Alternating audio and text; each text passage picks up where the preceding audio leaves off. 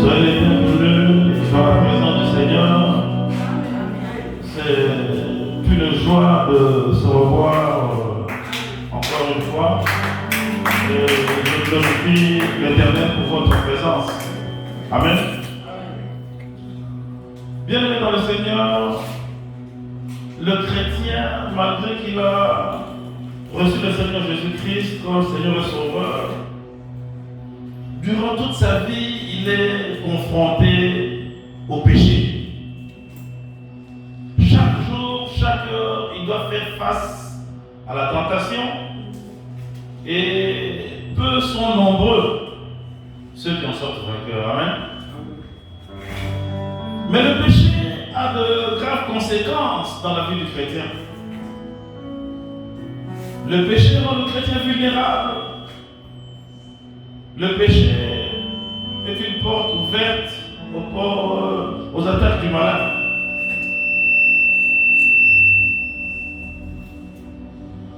Pour que nous puissions réussir cette nouvelle année qui a commencé, nous devons éviter le péché. Amen. Mais qu'est-ce que le péché? Selon le dictionnaire du Nouveau Testament Pigeon, le péché est l'insoumission à la volonté de Dieu. Faire le contraire de la volonté de Dieu. Notre thème de ce matin est « Va et ne pêche plus ». Amen. Va et ne pêche plus. Alors, sans plus tarder, nous allons lire la parole de Dieu dans le livre d'Ésaïe. Ésaïe 59, du verset 1 au verset 8e.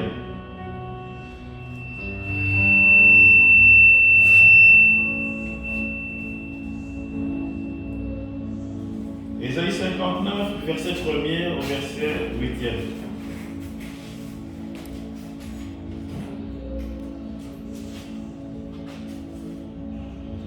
J'ai lu la parole de Dieu.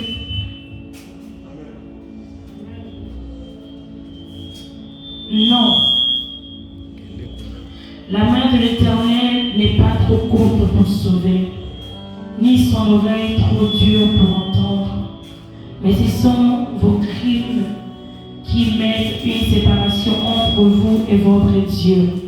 Ce sont vos péchés qui vous sachent et qui vous cachent. Ce sont vos péchés qui vous cachent sa face et n'empêchent de vous écouter. Car vos mains sont souillées de sang et vos doigts de crime.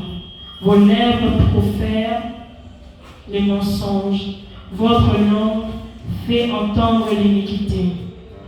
Nul ne se plaint avec justice, nul ne plaide avec droiture. Ils s'appuient sur des choses vaines et disent des faussetés. Ils conçoivent le mal et enfantent les crimes. Ils couvent des œufs, des basiliques, et ils tissent des toiles d'araignée. Celui qui mange de leurs œufs meurt. Celui qui mange de leurs œufs meurt. Et s'il en emprise un, il sort une vipère. Leurs toiles ne servent point à faire un vêtement, et ils ne peuvent secourir de leur ouvrage. Leurs œuvres sont des œuvres d'iniquité, et leurs actes de violence sont dans leurs mains. Leurs pieds courent au mal, et ils ont hâte de répandre le sang innocent. Leurs pensées sont des pensées d'iniquité. Les ravages et la ruine sont sur leur route. Ils ne connaissent pas les chemins de la paix, et il n'y a point de justice dans leur voie. Ils prennent des sentiers détournés. Quiconque y marche ne connaît point la paix. Amen. Dieu Tout-Puissant, nous sommes encore là une fois pour écouter ta parole, Seigneur. Nous aimerons la comprendre et recevoir le message que tu as prévu pour nous ce matin, afin que notre vie puisse être transformée. Afin que tout chrétien que nous sommes sachions comment éviter le péché. Dieu Tout-Puissant, la Bible dit que la chair est faible. Mais nous avons le Saint-Esprit en nous. Et nous aimons que ce Saint-Esprit, à partir d'aujourd'hui, à partir de ce matin, celui qui va nous parler, puisse nous transformer, afin que ton nom puisse être glorifié. Ainsi nous avons prié au nom de Jésus-Christ. Amen. On peut s'asseoir au nom du Seigneur. Ils ne connaissent pas le chemin de la paix, et il n'y a point de justice dans leur voie. Ils prennent des sentiers détournés, et quiconque y marche ne connaît point la paix. Waouh! Bien aimé, comme on l'a dit dans notre introduction, le péché a des conséquences terribles dans la vie des chrétiens. Le péché a des conséquences terribles dans la vie du chrétien. Non, la main de l'Éternel n'est pas trop courte pour sauver, ni son oreille trop dure pour entendre. Amen. Bien aimé, la vie du chrétien qui pratique le péché, la vie du chrétien qui vit dans le péché est caractérisée par une vie qui a l'apparence de l'absence de l'Éternel. Amen. Il fait des prières, il fait des jeûnes, mais il a l'impression que les oreilles de l'Éternel sont touchées en sa faveur. Il a l'impression que la Bible est devenue un mensonge parce que l'Éternel ne le secourt pas. Il ne voit plus clair dans sa vie. Mais bien aimé, la Bible nous dit que la main de l'Éternel n'est pas trop courte pour sauver, ni son oreille trop dure pour nous entendre. Bien aimé, s'il arrive dans ta vie de faire des prières et tu as l'impression que l'Éternel ne t'écoute pas, et tu as l'impression que l'Éternel ne te répond pas,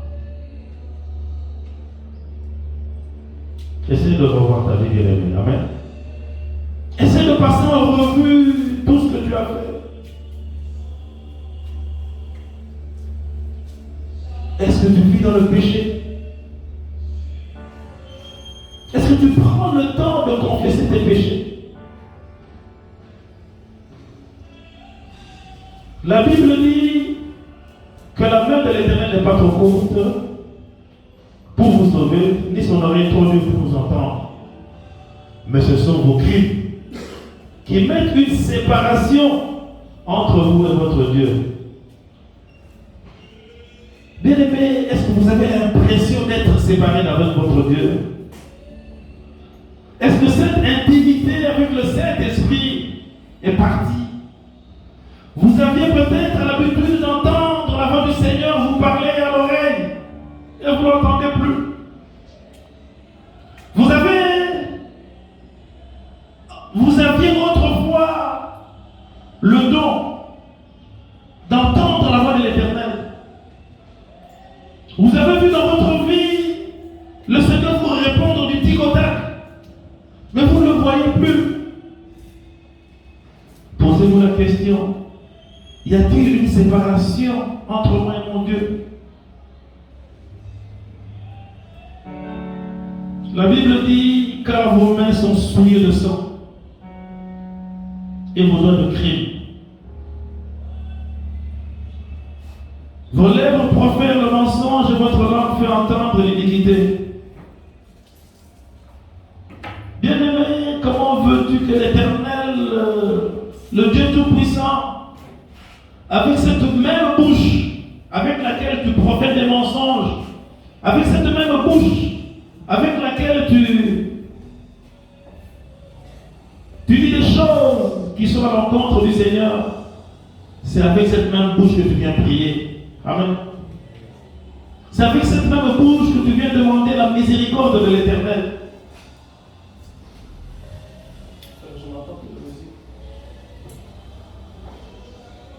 Comment veux-tu que l'Éternel te bénisse? Comment veux-tu que l'Éternel entende ta prière?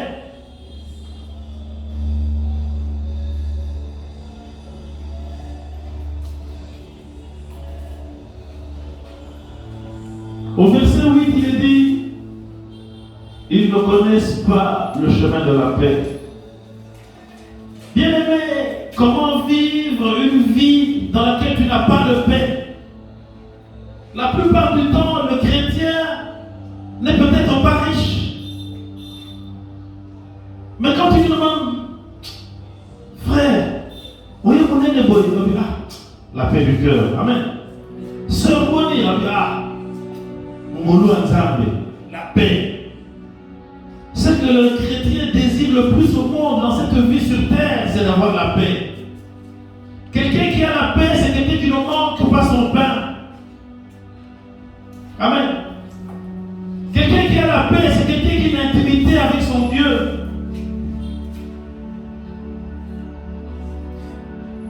As-tu perdu la paix, mon frère? As-tu perdu la paix, ma soeur? Oui, tu as changé.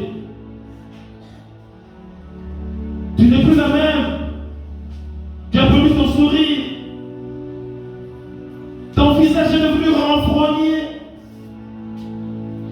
Tu as même perdu l'éclat de ton visage. Parce que tu as perdu la paix. Qu'il y a et les guignons. Amen. Le péché, comme je disais tout à l'heure, a des conséquences maléfiques. Il vous emmène sur des voies qui vous font perdre la paix. Le péché détruit la vie du chrétien, bien-aimé. Ne flirtez pas avec le péché. Éloignez-vous du péché. Il y a un frère que je connais qui me disait, ah bien-aimé, le Seigneur vivait avec les pécheurs. Il vivait avec le buveur. Amen. Le frère disait, bien-aimé, ceux qui ont besoin de l'évangile, ce ne sont pas ceux qui sont sauvés, mais ce sont ceux qui ne connaissent pas le Christ. Bien-aimé, es-tu sûr d'avoir la capacité de vivre avec les pécheurs? Es-tu sûr d'avoir la capacité de faire face à la tentation? Un frère que j'ai vu avec des prostituées qui disait, frère, pasteur, moi mon ministère, Dieu m'a envoyé vers les prostituées, là qui doit à la prostituée. Waouh! Le ministère nous sourit dans la paix sur le salon de la Jonas pour dire on va la monter. Amen. Parce que ce n'est pas facile. Amen. Tout le monde nous avait bien. Est-ce que c'est vraiment le ministère auquel tu m'as appelé? Le péché. Bien-aimé, laisse-moi te dire que chaque jour qui passe, chaque matin, quand tu te lèves, le diable a préparé un péché pour toi. Le Amen. Il a préparé la vie de l'autre pendant que tu as péché pour lui. Le diable connaît tes faiblesses. Peut-être que tu ne les connais même pas. Chaque jour, chaque matin, il y a un plan pour que le diable t'emmène au péché. Et la Bible dit, fuyez le péché. Amen. Quand on dit fuyez le péché, les gens s'imaginent que ce n'est que l'adultère. Bien aimé, il faut fuir tous les péchés. Il n'y a pas que l'adultère qu'il faut fuir, c'est tous les péchés.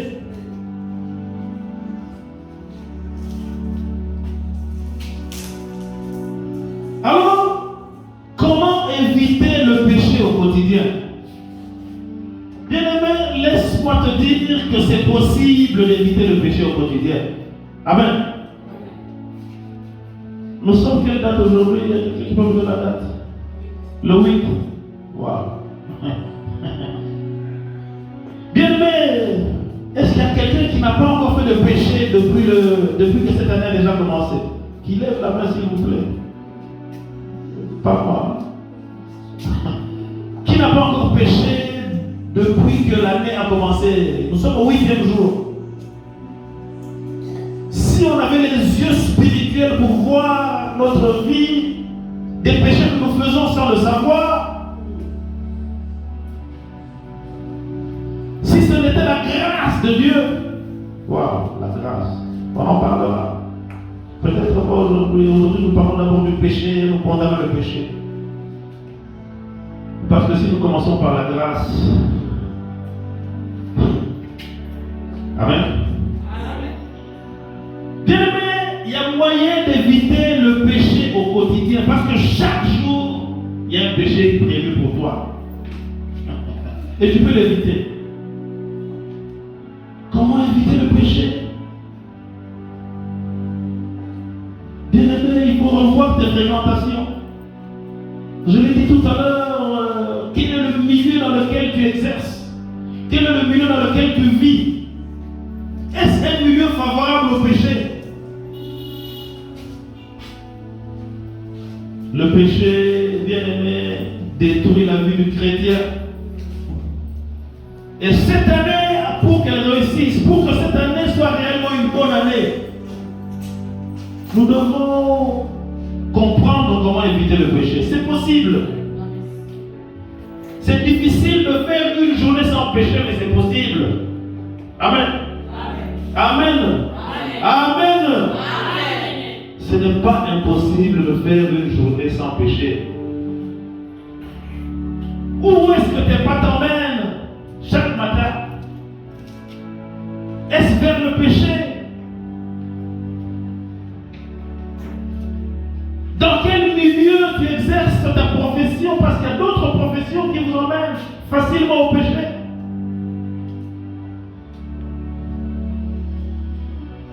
Alléluia. Quelles sont vos occupations? Aujourd'hui, le diable a encore reçu une bataille. Nous n'avons pas encore dit que nous avons perdu la guerre et nous ne la perdrons pas, mais le diable a encore réussi à gagner une bataille.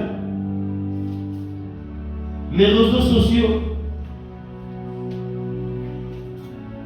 Bien aimé, le temps qui était accordé à la lecture de la parole de Dieu, aujourd'hui ce temps est accordé aux réseaux sociaux. Si on peut faire un sondage honnête, on va voir que 90% du temps des chrétiens et du monde est réservé aux réseaux sociaux.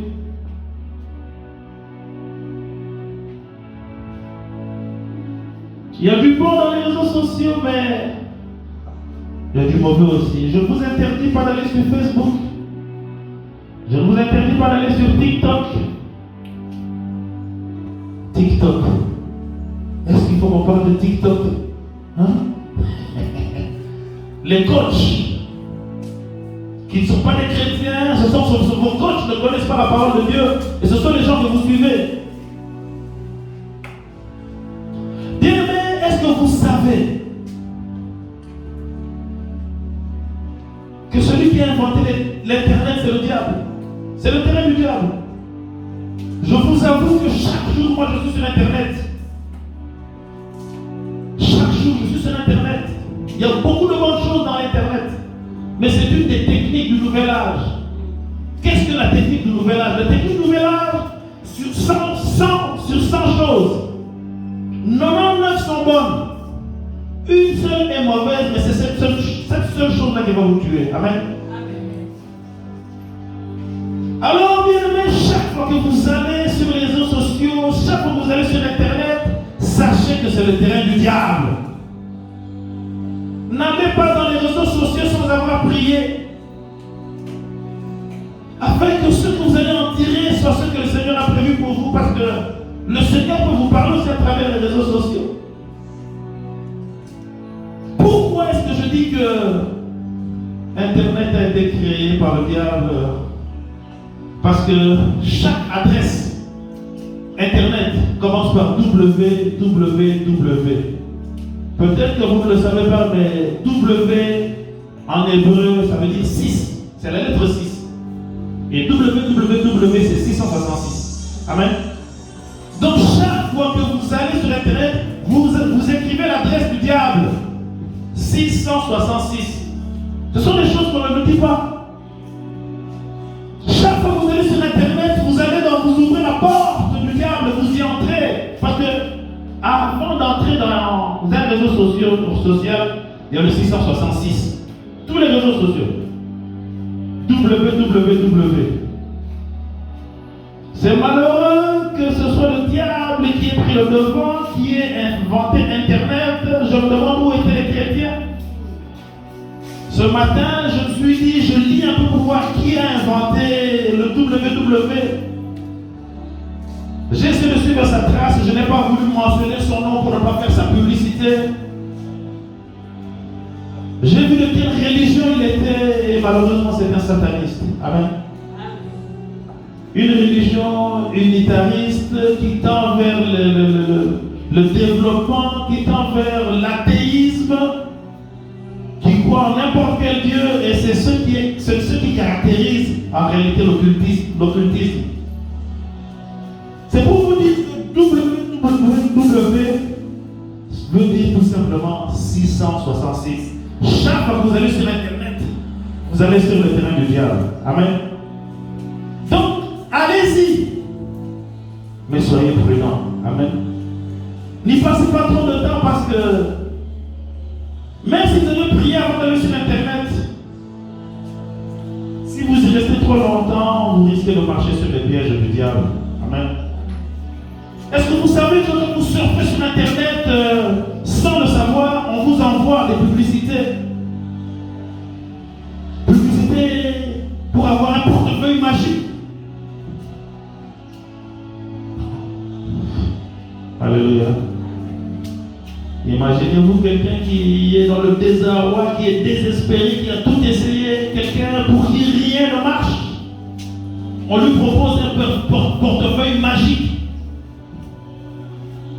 Chaque matin, il a des dollars. Il n'y a pas que le portefeuille magique qui est proposé sur Internet. Pendant que vous surfez, il y a des images pornographiques qui vous sont injectées sans que vous le vouliez.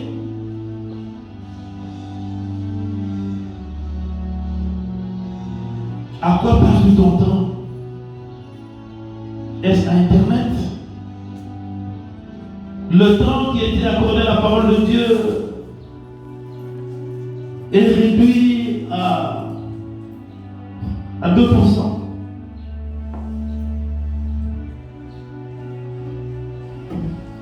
C'est pourquoi aussi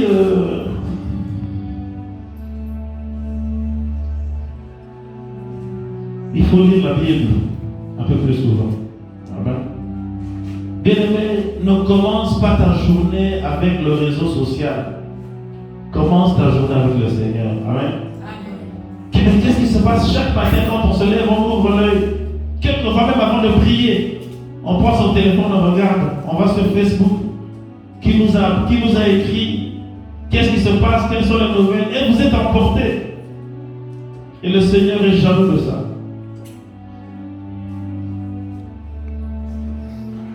Comme je le disais tout à l'heure, c'est possible d'éviter le péché au quotidien. Le premier point, c'était il faut voir quelles sont tes fréquentations. Quelles sont les personnes que tu fréquentes? Est-ce que ce sont des chrétiens? Es-tu assez fort pour vivre dans un milieu hostile? Es-tu assez fort pour vivre dans un milieu où règne le diable? Et quand tu vas dans ce milieu-là, au lieu que toi tu prêches la parole de Dieu, toi tu te mets à écouter ce que ces gens-là disent. Et tu es perdu, et tu es emporté, et c'est le péché qui va régner. Bien-aimés, comme je l'ai dit tout à l'heure, revoyez vos fréquentations. Fréquentez plus des chrétiens qui sont, si possible,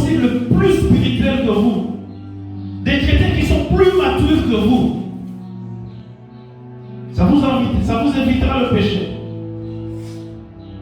Ne fréquentez pas seulement des chrétiens que vous vous dépassez. Fréquentez des chrétiens qui vous dépassent dans un niveau spirituel et dans un niveau de sanctification. Amen. J'ai parlé des réseaux sociaux qui occupent vraiment 9% de notre temps. Internet, www qui veut dire 666, qui est l'apanage du diable.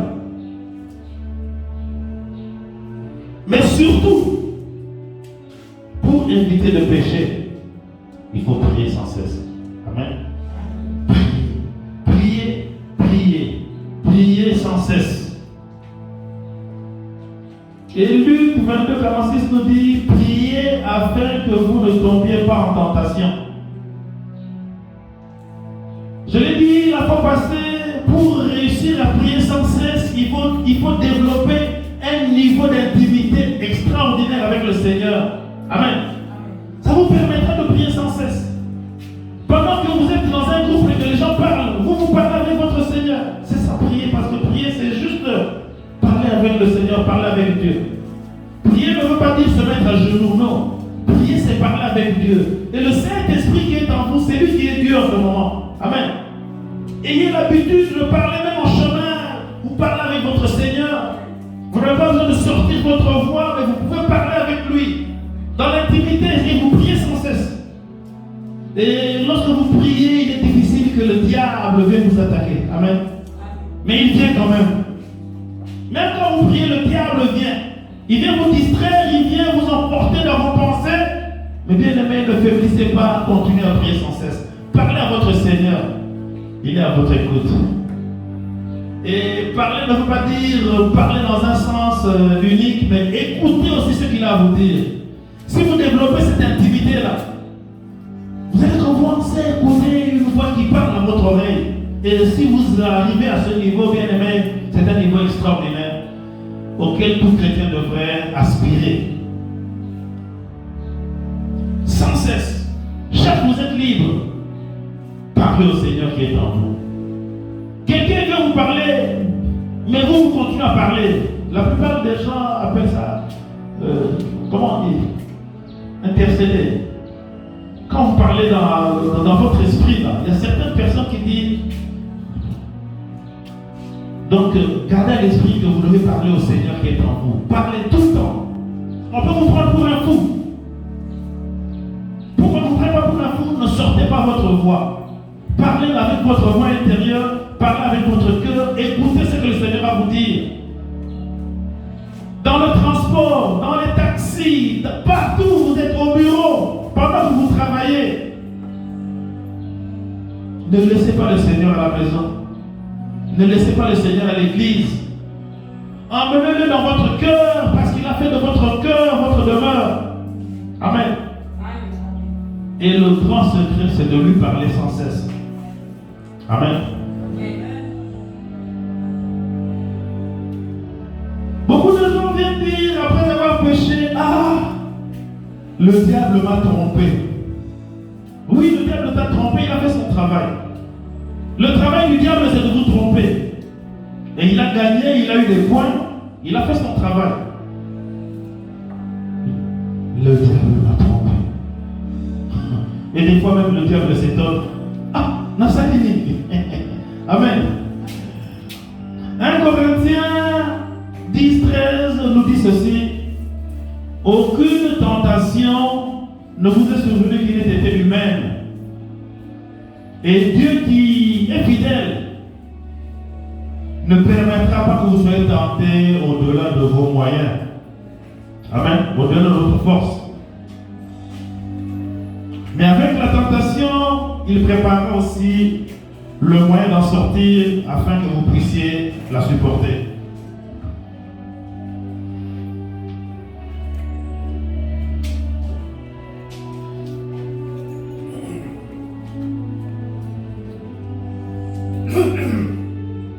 Bien aimé, la tentation viendra toujours. Elle ne partira jamais. Le diable continuera à faire son travail. Mais priez sans cesse. Amen. Continue à prier sans cesse.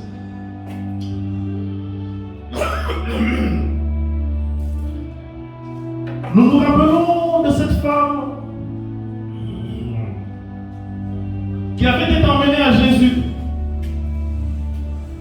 Le micro, ça me pousse à crier.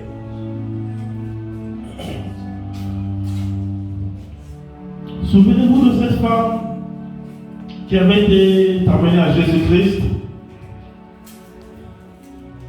Cette femme que les scribes et les pharisiens avaient emmenée à Jésus-Christ tout en disant qu'elle avait fait l'adultère.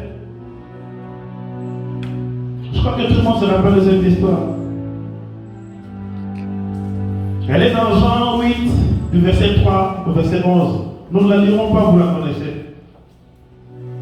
Alors, on emmena cette femme à Jésus-Christ par les pharisiens et les scribes. Et il leur dit, après avoir placé au milieu d'eux, ils disent à Jésus, Maître, cette femme a été prise en flagrant délit d'adultère. Que dis-tu? Moïse, dans sa loi, nous a ordonné de la lapider de telle femme. Toi, que dis-tu? Amen. Jésus leur dit que celui de vous qui est sans péché jette la première pierre. Amen. Bien-aimés, personne d'entre nous n'est sans péché. Amen. Que ce soit le péché d'adultère, que ce soit tout un autre péché. Mais la Bible dit que tous ont péché et sont privés de la gloire de Dieu. Alors, que celui qui n'a pas de péché, que celui qui est sans péché, jette la première pierre. Alors, ils se retirèrent un à un. Depuis le plus âgé jusqu'au dernier, et Jésus resta seul avec la femme qui était au milieu. Alors Jésus lui dit, je ne te condamne pas non plus. Va et ne pêche plus. Amen. Va et ne pêche plus. Ce que Jésus cherche, c'est la repentance. Amen. C'est le changement. Ce matin, toi qui m'écoutes, chaque fois que tu as péché, le diable te présente comme cette femme à qui on a présenté à Jésus pour être condamné. Chaque matin, le diable dit, mais Seigneur, ton fils a péché. Permets que je lui fasse. Amen. Chaque matin, chaque jour, chaque heure, chaque fois que tu pêches, le diable qui est l'accusateur, il t'accuse sur le Seigneur. Il te présente, il dit, mais ton fils, ta fille a fait l'adultère, ta fille a péché. Permets que je fasse comme la loi de Moïse l'exige. Bien aimé, tu n'as peut-être pas fait l'adultère, mais tu as péché. D'une façon ou d'une autre. Car Romains, au chapitre 3, verset 23, nous dit que tous nos péchés sont privés de la gloire de Dieu. Et le chrétien qui a péché n'est pas privé du ciel. Parce qu'il y a la grâce qui intervient. Amen. Mais il est privé de la présence de Dieu. Il y a une rupture pendant sa vie sur terre. Il ne voit plus la face de l'Éternel. Il ne bénéficie plus de la présence de l'Éternel dans sa vie.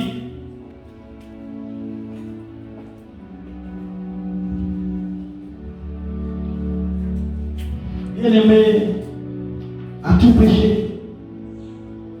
Évidemment, on a tous péché.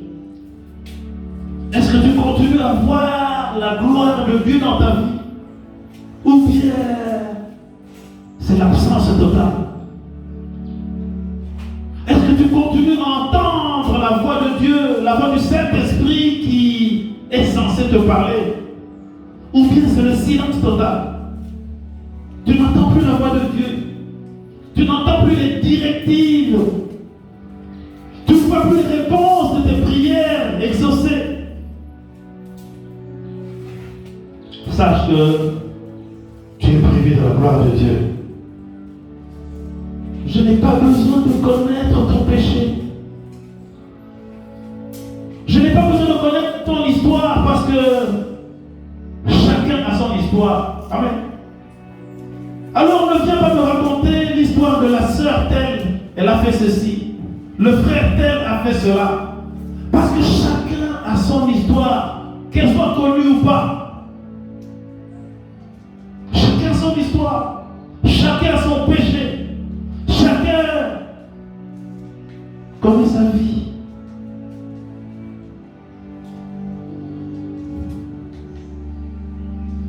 Mais quel que soit le péché que tu as commis, bien-aimé, sache que Jésus l'a porté sur la croix. Amen. Amen. Amen. Amen.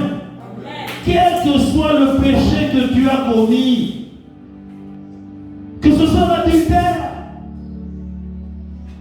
l'infidélité, le crime, il n'y a pas de péché tellement grand que Jésus n'a pas pu le tuer sur la croix. Que ce soit le vol, le mensonge, quel que soit le péché que tu as commis, Jésus l'a porté sur la croix. Et ce que Jésus recherche en ce moment, c'est ta sincère repentance. Amen. Amen. Tout ce que Jésus cherche, c'est ta sincère repentance. C'est que tu changes de vie. Jésus veut que tu changes de vie, que tu arrêtes de pécher. Vous allez me dire que, pasteur, c'est impossible d'arrêter de pécher.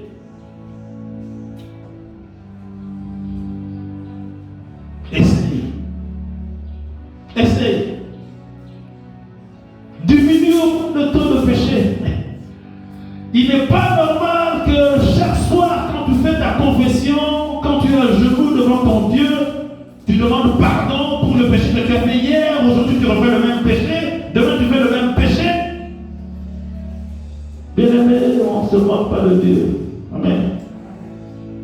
Il va te pardonner parce qu'il est miséricordieux. Mais est-ce qu'il y a heureusement les anormales?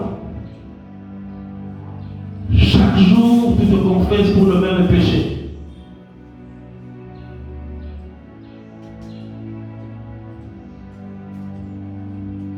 Le Seigneur veut que tu reviennes à lui. Il cherche ta sincère repentance. Quand je dis pas, il cherche ta repentance, mais il cherche ta sincère repentance. Amen. Une repentance sincère, c'est une repentance dans laquelle l'homme regrette pourquoi il a péché. Il y a des gens qui se répandent en pleurs. Et le lendemain, il vient refaire le même péché. Ce n'est pas normal. Amen. Amen. C'est possible d'éviter le péché. Parce que la Bible dit dans 1 Corinthiens 13 que avec la tentation, il vous donne aussi la force pour résister au péché. Amen. On a vu quelques stratégies pour pouvoir faire face au péché. Essayons de les appliquer. Et nous verrons qu'il est possible. Donc ce que Dieu veut, c'est que tu changes. C'est que tu lui reviennes. Le zèle que tu avais. Ma soeur, mon frère, pourquoi as-tu perdu le zèle? Nous sommes au début de l'année, mais tu as déjà l'air découragé. Bien-aimé, bien-aimé, ne te laisse pas abattre par 2022 qui est passé. Commence cette nouvelle année avec de nouvelles résolutions. Dis-toi, je me lèverai et je ne pécherai plus. Amen. Cette année-ci, la première résolution que nous prenons, c'est d'éviter le péché. On s'est tous quelquefois laissés emporter par le péché. On a pointé du doigt l'accusateur, le diable. Le diable m'a trompé. Oui, le diable t'a trompé, mais le diable n'a fait que faire son travail. Ne te laisse plus tromper par le diable. Amen. Le Seigneur cherche une sincère repentance. Il veut que tu lui reviennes, que tu le suives et que désormais tu fasses sa volonté. Alors mon frère, ma soeur, relève-toi, reprends courage, répands-toi, va et ne pêche plus. Amen. Ésaïe 44, verset 22 nous dit: j'efface tes transgressions comme un nuage et tes péchés comme une nuée. Reviens à moi, car je t'ai racheté. Waouh! Bien-aimé, racheté du Seigneur, le Seigneur a versé son sang sur Golgotha. Le Seigneur a été cloué sur la croix, son sang a coulé afin que tu sois racheté. Jésus t'a racheté et payé de son sang. Et sur la croix, il a porté nos péchés. Tous nos péchés. Il a porté nos iniquités. Tu es libre, bien-aimé. Tu es pardonné. Alors, réponds-toi, mon frère. Va et ne pêche plus. Amen. Amen. Que Dieu vous bénisse. Alors, pendant que la chorale nous joue en sourdine, le pasteur Jean va accompagner le peuple de Dieu dans la repentance et dans la résolution de ne plus pécher cette année. Amen. Que Dieu vous bénisse.